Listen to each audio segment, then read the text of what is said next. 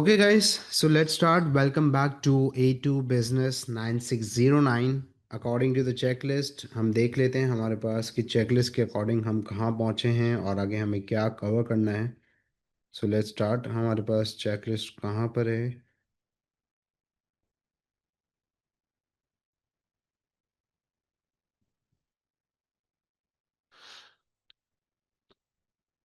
So according to the checklist, we are done with the inflation, we are done with the unemployment, we are done with the economic growth, और उसके साथ economic cycle और हमारे पास impact and the decisions that a business is going to take according to the nature of the product. ये हमने कल complete कर लिया था. Now we are heading towards this thing, government policies detailed है. It is going to take 2 classes to cover all the policies. कोशिश ये आज स्टार्ट करेंगे, कॉन्सेप्ट डेवलप करेंगे, गवर्नमेंट पॉलिसीज़ बनाती है, क्या होता है ऑब्जेक्टिव गवर्नमेंट पॉलिसीज़ का, और क्या क्या पॉलिसीज़ होती हैं, किस किस एरिया के अंदर पॉलिसीज़ कवर करती हैं. तो आज स्टार्ट करते हैं. हमारे पास लेट स्टार्ट. हमारे पास so the topic is, it is known as macroeconomic policies.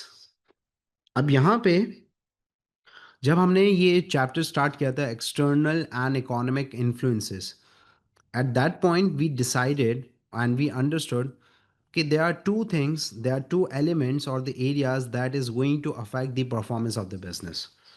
एक था whenever the macroeconomic issues and the objectives are going to intervene, such as inflation, unemployment, or economic growth, so the business performance is going to get affected either positively or negatively.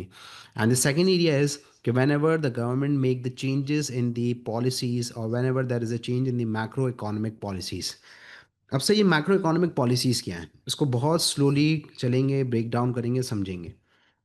Macro economic policies का दूसरा नाम है कि ये जो policies हैं, these policies are known as government policies. क्योंकि हमारे पास जब भी बात होती है मैक्रो इकोनॉमिक की, तो गवर्नमेंट इंटरवीन करती है. Macro economic objectives inflation, unemployment, exchange rate, economic growth macro economic objectives हैं. तो इसी तरीके से ये पॉलिसीज़ भी गवर्नमेंट डील करती है और गवर्नमेंट ही पॉलिसी को डिज़ाइन करती है. अब सर, ये जो गवर्नमेंट की पॉलिसीज़ हैं, ये है क्या? These policies are going to work as a tool, number one, or these policies are going to work as a instrument. Tool है, इंस्ट्रूमेंट है. आप टूल को कब यूज़ करते हो? जब आपको कोई काम होता है. हम कहते हैं ना कि यार I am going to use this particular thing as a tool. मैं इसको जो है ना एक मोरा बनाऊंगा, इसको इस्तेमाल करूंगा जब भी मुझे ज़रूरत होगी. तो ये पॉलिसीज़ भी government as a tool, as an instrument use करती है जब गवर्नमेंट को यहाँ पे अपने ऑब्जेक्टिव को अचीव करना होता है. अब ऑब्जेक्टिव क्या हैं वो तो हम डिस्कस करते हैं.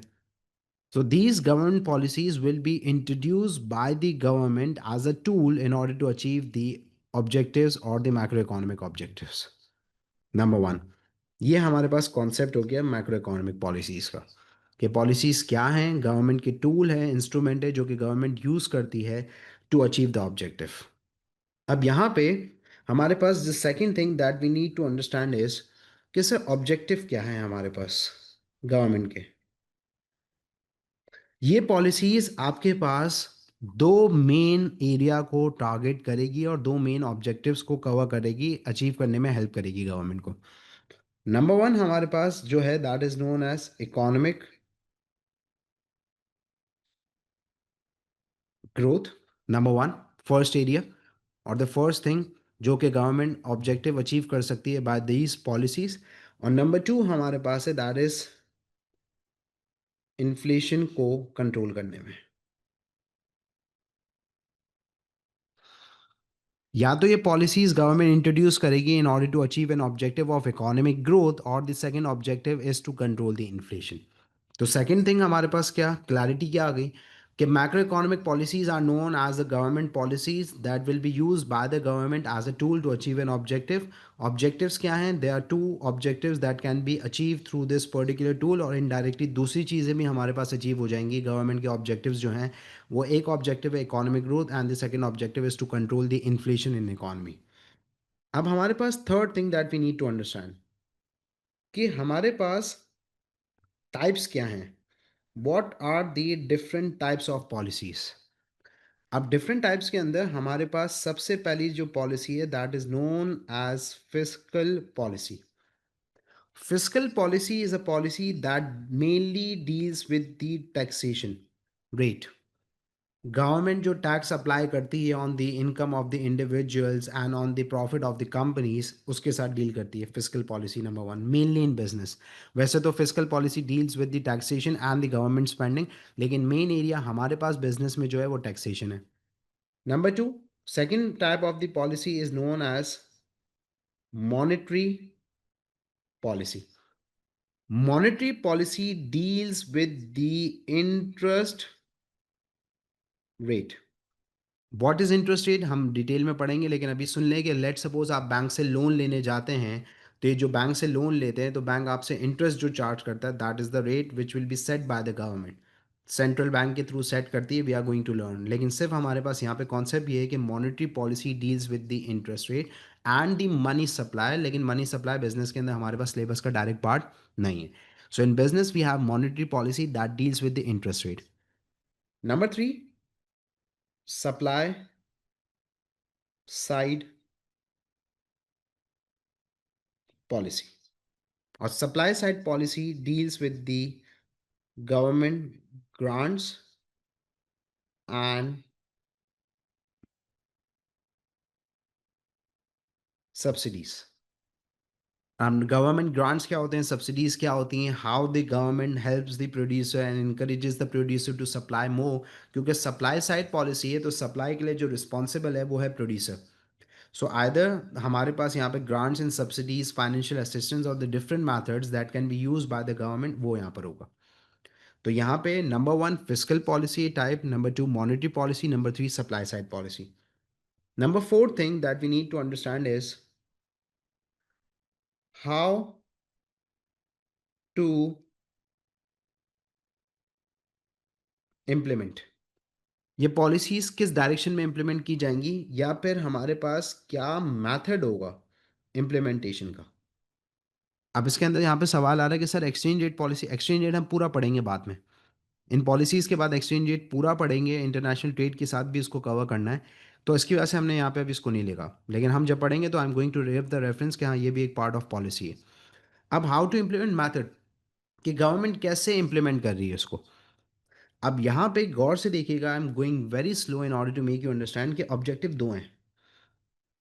इस पॉलिसी के थ्रू इकोनॉमी ग्रो भी कर सकती है और इस पॉलिसी के थ्रू इन्फ्लेशन कंट्रोल भी हो सकती है। So there are two ways, methods that could be used by the government, but it depends on the objective के objective of the government क्या है। जो गवर्नमेंट का ऑब्जेक्टिव होगा उस वे के अंदर, उस मैनर के अंदर the government is going to implement these policies, और this is how the government is going to implement these policies. अब इसके अंदर यहाँ पे हमारे पास एक पॉलिसी होती है which is known as expansionary, जिसको कहा जाता है reflationary policy.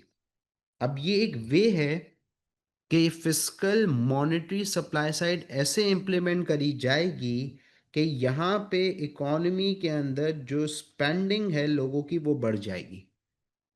This is a particular way in which the policies will be implemented which will increase the spending in an economy. तो एक्सपेंशनरी का मतलब होता है बढ़ाना, किस चीज को बढ़ा रहे हैं, स्पेंडिंग को बढ़ा रहे हैं। तो एक वे तो ऐसा है कि इन तीनों पॉलिसी को ऐसे इम्प्लीमेंट किया जाए जिससे स्पेंडिंग इन एन इकोनॉमी बढ़ जाए, और जब स्पेंडिंग बढ़ेगी तो उससे ऑब्जेक्टिव डिफरेंट अचीव होगा। दूसरा हमारे पास वे है which is known as contractionary policy, which is also known as deflationary policy. और deflationary policy is a way of implementing a policy in that manner जिससे हमारी यहाँ पे जो स्पेंडिंग है वो कॉन्ट्रैक्ट हो जाएगी। That's why it is return contractionary policy, कि गवर्नमेंट ऐसे fiscal monetary supply side policy को इंट्रोड्यूस करेगी, इम्प्लीमेंट करेगी कि लोगों की स्पेंडिंग कम हो जाएगी। तो this is the fourth thing that we need to understand initially. Number one, macro economic policies are known as government policies, जो कि government as a tool and instrument use करती है to achieve an objective. What are the objectives that can be achieved through these policies? Either economic growth or inflation. Number three, there are three different types of policy: fiscal, that deals with taxation; monetary, that deals with the interest rate; supply side, that deals with the grants and subsidies. And the fourth one, the way of implementing the policy. Number one, expansionary deflationary, जिससे spending बढ़ जाएगी; contractionary deflationary, जिससे spending reduce हो जाएगी. Now we are going to start with the fiscal policy. How the fiscal policy works, क्या होता है हमारे पास. तो आज नंबर वन हमारे पास है फिस्कल पॉलिसी.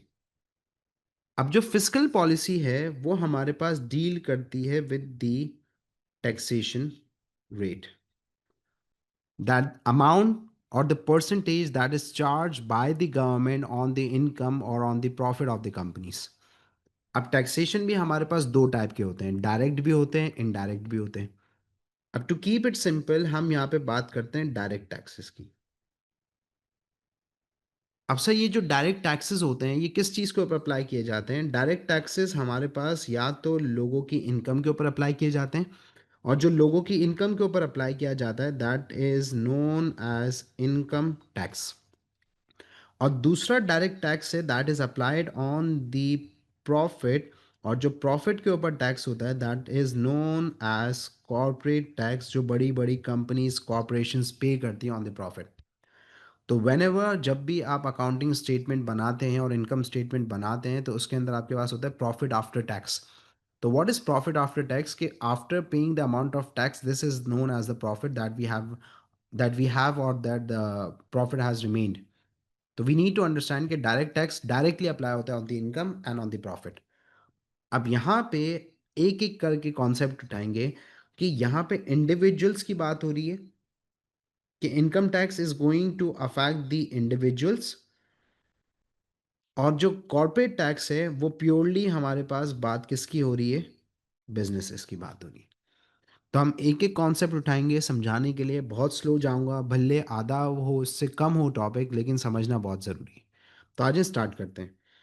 इंडिविजुअल्स की अगर हम बात करते हैं, और इंडिविजुअल्स की जब आप बात करते हो तो यहाँ पे हमारे पास आता है इनकम टैक्स.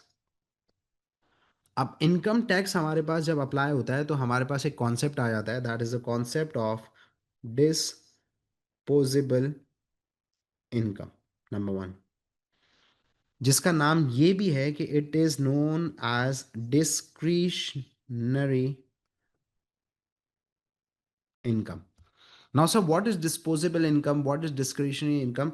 इसको कहा जाता है कि disposable income, discretionary income is income after tax. ये वो पर्टिकुलर इनकम होती है जो डिस्पोजेबल है, that as an individual is going to get after paying the amount of tax. अब लेट सपोज फॉर एग्जांपल एक बंदा है, उसकी इनकम है $1000, उसने 15% टैक्स पे किया. तो आफ्टर द 15% 150 का उसने टैक्स पे किया. तो अब यहाँ पे 1000 में से उसने 150 डॉलर का टैक्स पे करा है. तो $150 जब पे कर दिया तो अब इसके पास जो इनकम बची है that is 850, and 850 is known as disposable और डिस्क्रिशनरी इनकम. तो income after tax is known as disposable income. अब हुआ क्या इकोनॉमी के अंदर, गवर्नमेंट ने यहाँ पे इनकम टैक्स बढ़ा दिया. पहले उसे 15% देना था, अब उसे 20% दिया है. जब उसे 20% देना है, अब इसका मतलब ये हुआ कि उसकी जो डिस्पोजेबल इनकम है वो क्या हो गई है? कम. और जब उसकी डिस्पोजेबल इनकम कम हो गई है तो इसका मतलब ये है कि उसकी जो स्पेंडिंग है वो इकोनॉमी में कम हो जाएगी. अब वो खर्चा कम करेगा, नॉन एसेंशियल गुड्स पे, आइटम्स पे, इन पे खर्चा कम करेगा. और जब स्पेंडिंग उसकी कम हो जाएगी तो it will reduce the demand for goods and services. और जब डिमांड कम हो जाएगी तो बिजनेसेस के रेवेन्यू और बिजनेसेस की जो प्रॉफिटेबिलिटी है वो क्या हो जाएगी? कम. और बिजनेस के जो ग्रोथ प्लान्स हैं वो कट डाउन हो जाएंगे. So this is how income is affecting the businesses.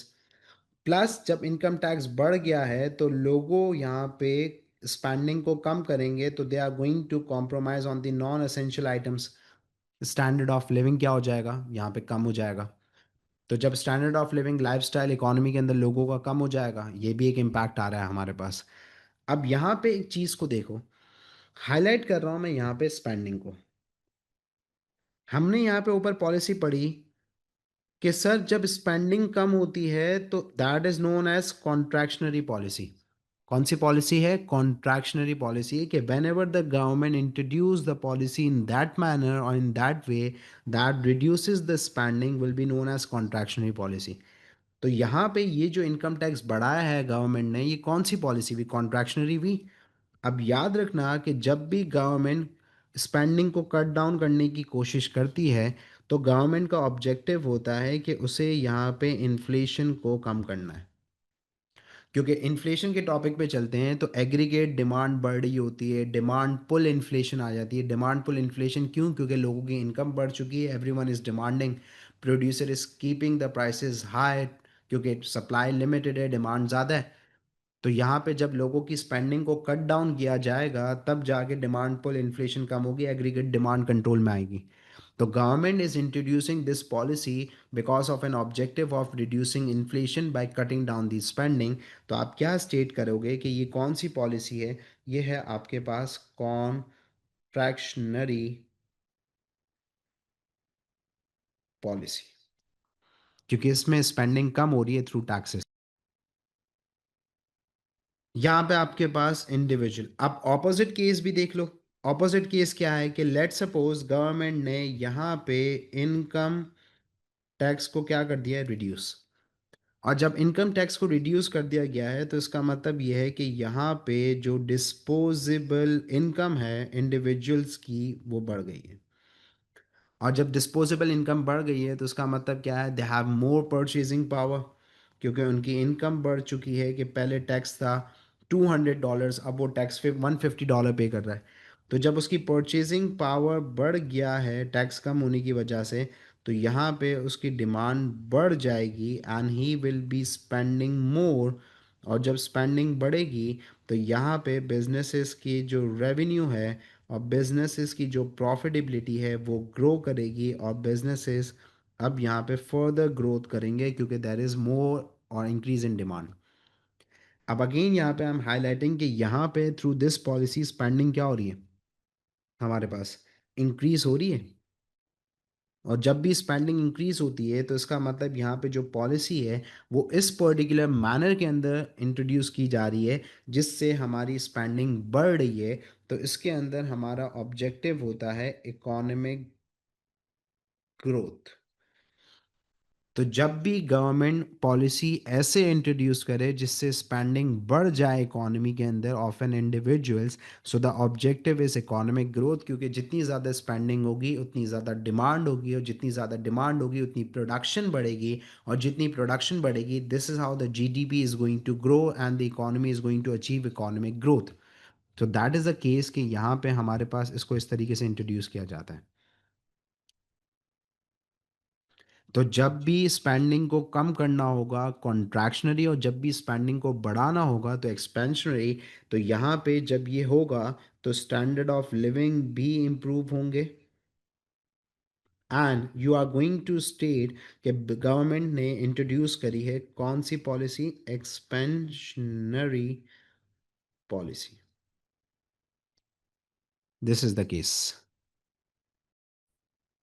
अब ये जो कॉन्सेप्ट था हमारे पास, it was the concept of the individuals कि हाउ द इनकम टैक्स। अब हमारे पास बिजनेसेस भी तो हैं, तो अब फिस्कल के थ्रू बिजनेसेस के कॉर्पोरेट टैक्स को समझते हैं। अभी हमने इंडिविजुअल्स की बात की थी, अब हम बिजनेसेस की बात करते हैं। बिजनेसेस कह लें या फिर हमारे पास ये जो लार्ज स्केल कॉरपोरेशंस होते हैं, ये लार्ज स्केल कॉरपोरेशंस हमारे पास एक टैक्स पे करते हैं which is known as corporate tax. कौन सा टैक्स पे कर रहे हैं? Corporate tax. अब यहाँ पे देखते हैं कि लेट सपोज गवर्नमेंट ने कॉर्पोरेट टैक्स इंक्रीज कर दिया। लेट सपोज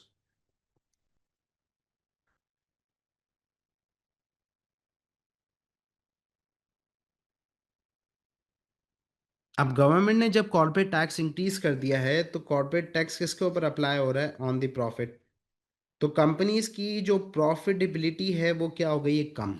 अब यहाँ पे गौर से सुनना समझना कि what is profitability and how profit works for the businesses. Profitability कम हो गई है। अब जो प्रॉफिटेबिलिटी कम हो गई है, तो इसका मतलब ये है कि प्रॉफिट को ये कंपनीज यूज करती हैं as a source of capital. क्योंकि आपने एएस बिजनेस के अंदर पढ़ा है, सोर्सेज ऑफ फाइनेंस के अंदर, रिटेन प्रॉफिट। रिटेन प्रॉफिट्स क्या है? प्राइवेट सोर्स ऑफ कैपिटल है कि कंपनीज के पास प्रॉफिट आया, उसको री इन्वेस्ट कर दिया for the expansion and growth. अब जब प्रॉफिटेबिलिटी कम हो गई है, तो इसका मतलब प्रॉफिट कम है, तो प्राइवेट सोर्स ऑफ कैपिटल उनके पास कम हो गई है। तो इसका मतलब ये है कि they have no source of profit to reinvest. Number one, ये हो गया मसला। दूसरा, प्रॉफिटेबिलिटी कम हो गई है, तो इसका मतलब ये है कि कंपनीज की जो परफॉर्मेंस है वो रिड्यूस हो गई है। अब प्रॉफिट कम आ रहा है, और जब परफॉर्मेंस रिड्यूस हो गई है, तो अब जो पब्लिक लिमिटेड कंपनी है, और पब्लिक लिमिटेड कंपनी के अंदर हमारे पास शेयर होल्डर्स हैं, उनको कंपनी डिविडेंड्स क्या देंगी? कम। क्योंकि टैक्स बढ़ गया है, प्रॉफिट आफ्टर टैक्स के बाद डिविडेंड्स दिए जाते हैं, तो now the share holders are going to get the less returns. उनके डिविडेंड्स कम हो गए। और जब डिविडेंड्स कम हो गए, तो यहाँ पे share holders are not going to buy shares. Shareholder कहेंगे कि भाई कंपनी के अंदर इन्वेस्ट करना और कंपनी के शेयर्स बांटने का, बाय करने का तो फायदा नहीं है, क्योंकि कंपनीज तो लेस रिटर्न दे रही हैं because of the high amount of taxes. तो यहाँ पे उनके पास इक्विटी फाइनेंसिंग कम हो जाएगी। And what is equity financing? कि when the company issue the shares to the shareholders buy the shares and they provide the finance, so it is known as equity financing. तो company की जो overall growth है वो क्या हो जाएगी? Reduce. और जब ओवरऑल ग्रोथ रिड्यूस हो जाएगी, तो यहाँ पे अब बिजनेसेस फर्दर एक्सपैंड नहीं करेंगे, इनकम लोगों की स्टेबल हो जाएगी, अनएम्प्लॉयमेंट होगी, स्पेंडिंग कट डाउन हो जाएगी। तो इसका मतलब ये हुआ कि कॉर्पोरेट टैक्स जब बढ़ाए जाते हैं हमारे पास, तो again the government wants to control the demand and control the spending and the growth and the expansion of the companies and the businesses. अब इसी तरीके से हमारे पास इसका vice versa case, opposite case बना लोगे आप लोग, कि हमारे पास यहाँ पे ये जो कॉर्पोरेट टैक्स डिक्रीज होंगे, प्रॉफिटेबिलिटी बढ़ेगी, बिजनेसेस री इन्वेस्ट करेंगे, शेयर होल्डर शेयर्स और बाय करेंगे क्योंकि उनको डिविडेंड्स मिल रहे हैं। ठीक है? तो you have to make the vice. अब सेकंड जो हमारे पास पॉलिसी है, that is known as monetary policy.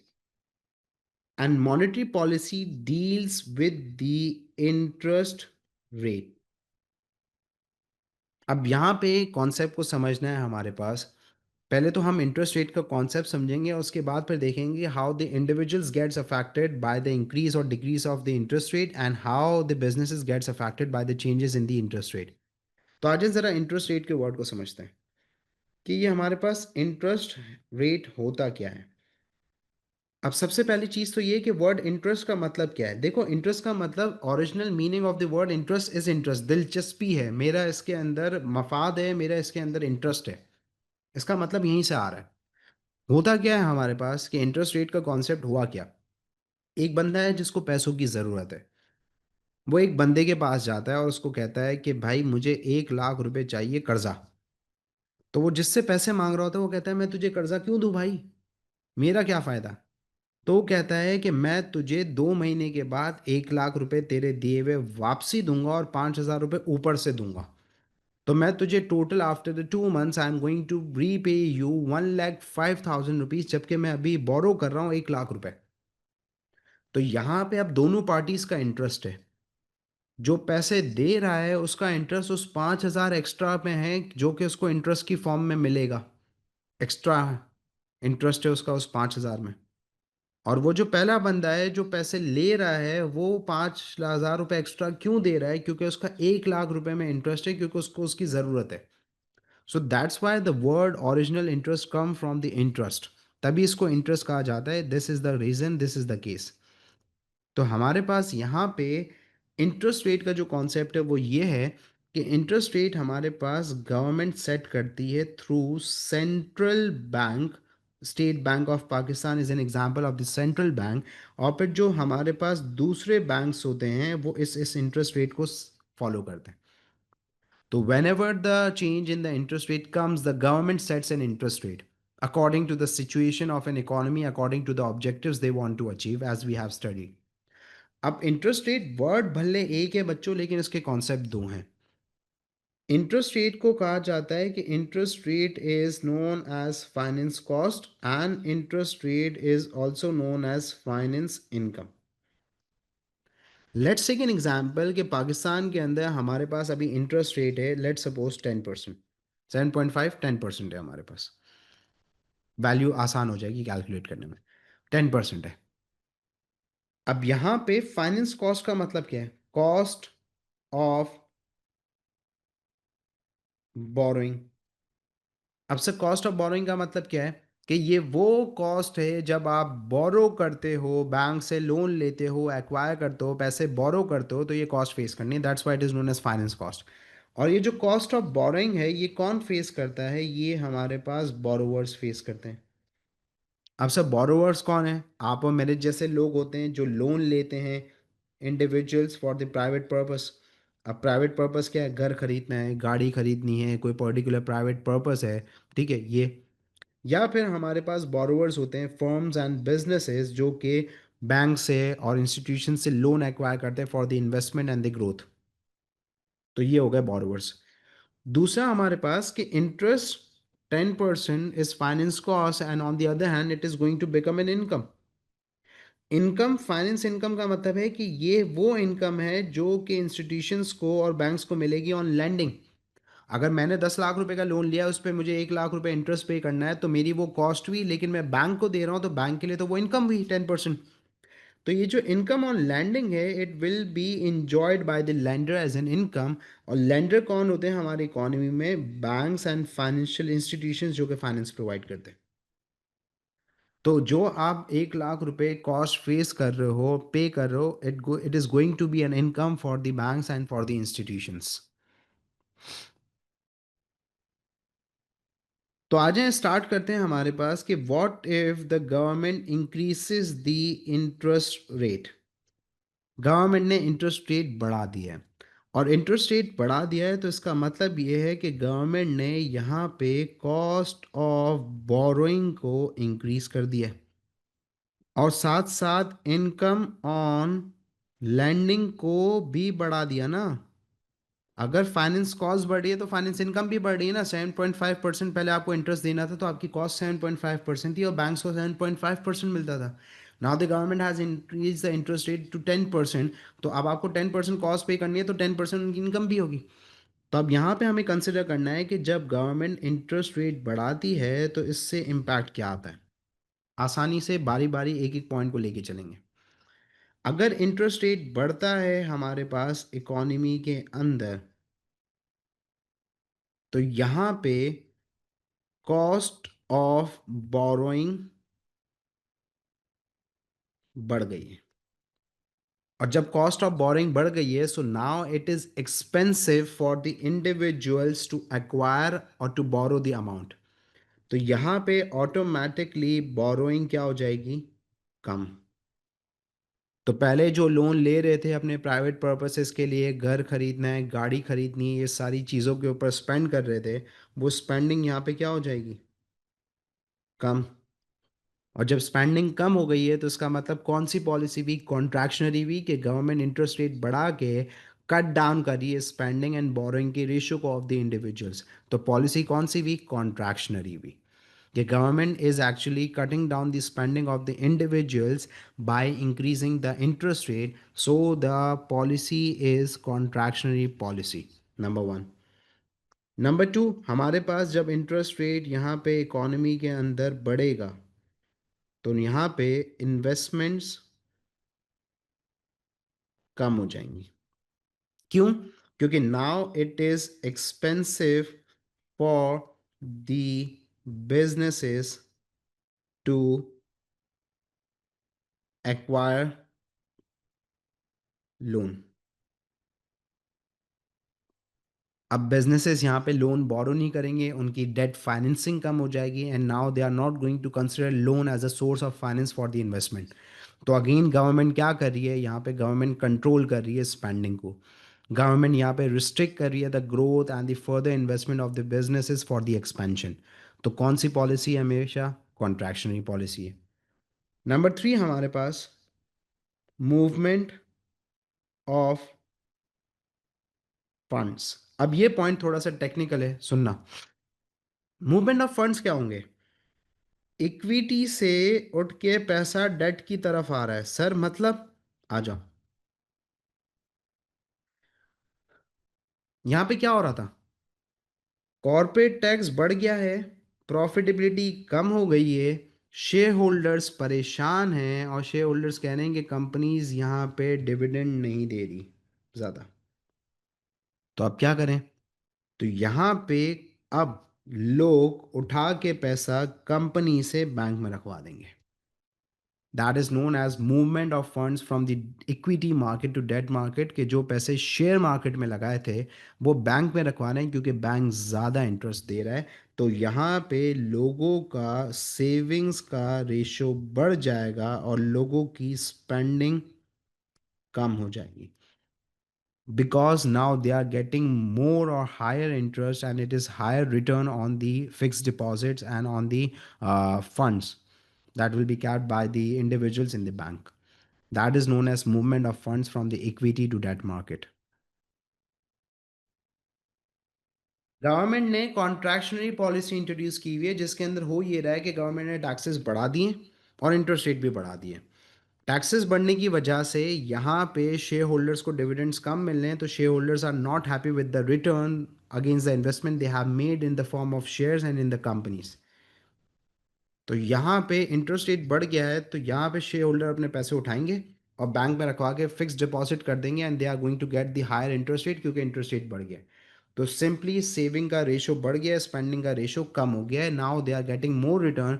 तो यहाँ पे ओवरऑल स्पेंडिंग कट डाउन हो जाएगी. तो इसकी वजह से again it is known as contractionary policy. This is the case. Fourth हमारे पास exchange rate appreciation, that the exchange rate will be appreciated. अब बच्चा पूछता है कि सर एक्सचेंज रेट कैसे अप्रिशिएट होगा? How the exchange rate is going to appreciate? आपकी इकोनॉमी के अंदर बैंक्स ज़्यादा इंटरेस्ट और ज़्यादा रिटर्न दे रहे against the fix deposit and against the amount to the individuals who have kept the amount of finance in the banks. तो बाहर के लोग आपकी इकोनॉमी के बैंक्स में पैसे रखवाना शुरू करेंगे. So that will be the inflow of foreign exchange in your country, because आपकी बैंक ज़्यादा इंटरेस्ट दे रही है, तो बाहर के लोग आपके बैंक में पैसे रखवाना शुरू करेंगे. और जितने ज़्यादा हमारे पास इनफ्लो ऑफ एक्सचेंज रेट बढ़ेगा, तो हमारी करेंसी की डिमांड, हमारी करेंसी की वैल्यू बढ़ रही है because we have foreign exchange. तो हमारी करेंसी की अप्रिसिएशन होगी, हमारी करेंसी की वैल्यू इंक्रीज होगी. तो one of the impact of the high interest rate is currency appreciation. तो इंटरेस्ट रेट गवर्नमेंट कभी कभार इसलिए भी बढ़ाती है ताकि करेंसी एक्सचेंज रेट आपका अप्रिशिएट हो जाए. And this is how the government controls the appreciation and depreciation of the economies currency. So on the other hand, what if the government reduces the interest rate? अब government अगर interest rate reduce कर रही है तो इसका मतलब ये है कि गवर्नमेंट कॉस्ट ऑफ बोरिंग कम कर रही है, इनकम ऑन लैंडिंग कम कर रही है. सॉरी. जब इंटरेस्ट रेट रिड्यूस हो जाएगा, कॉस्ट ऑफ बोरिंग कम हो जाएगी, लोगों की बोरिंग बढ़ जाएगी, स्पेंडिंग बढ़ जाएगी. और जब स्पेंडिंग बढ़ रही है तो इसका मतलब government aims to achieve economic growth because the government is maximising the spending. तो जब भी स्पेंडिंग बढ़ रही है थ्रू पॉलिसी, तो हमारे पास पॉलिसी कौन सी है? एक्सपेंशनरी, कि हम यहाँ पे एक्सपैंड कर रहे हैं स्पेंडिंग को. इंटरेस्ट रेट रिड्यूस हो गया है तो यहाँ पे बिजनेसेस की इन्वेस्टमेंट बढ़ जाएंगी. Now it is cheaper for the companies and the businesses to acquire loan because of less interest. They are going to make investment, businesses grow करेंगे, बिजनेसेस ग्रो करेंगे तो इकोनॉमिक ग्रोथ होगी. Movement of funds हमारे पास अब नहीं होंगे, क्योंकि अब यहाँ पे पैसा उठा के कंपनीज पे चले जाएगा। क्यों? कंपनीज लोन ले रही हैं, एक्सपैंड कर रही हैं, इंटरेस्ट रेट कम हो गया है, प्रॉफिटेबिलिटी बढ़ गई है, शेयर होल्डर्स को डिविडेंड ज़्यादा मिलेंगे, कंपनी की परफॉर्मेंस अच्छी हो गई है। तो अब बैंक से पैसे उठा के शेयर्स बाय कर रहे हैं, उसके अंदर इन्वेस्टमेंट कर रहे हैं, क्योंकि अब इंटरेस्ट कम मिल रहा है। तो now it is not attractive for the investors and for the individuals to keep the amount in the banks. और इसी तरीके से करेंसी एक्सचेंज रेट हमारा एप्रिशिएट नहीं, डेप्रिशिएट हो जाएगा। क्यों डेप्रिशिएट हो जाएगा? क्योंकि अब हमारी बैंक्स इतना ज़्यादा इंटरेस्ट नहीं दे रही, and now the banks are not no more lucrative opportunity and they are not giving good returns. तो लोग अपने पैसे बैंक से विड्रॉ करना शुरू करेंगे, फॉरेन एक्सचेंज वापसी जाएगा, तो करेंसी हमारी क्या हो जाएगी? Depreciate. So this is the opposite scenario or the impact of the lower interest rate, where the government aims to achieve economic growth and aims to increase the spending. So this is what we have: fiscal and monetary policy in the business.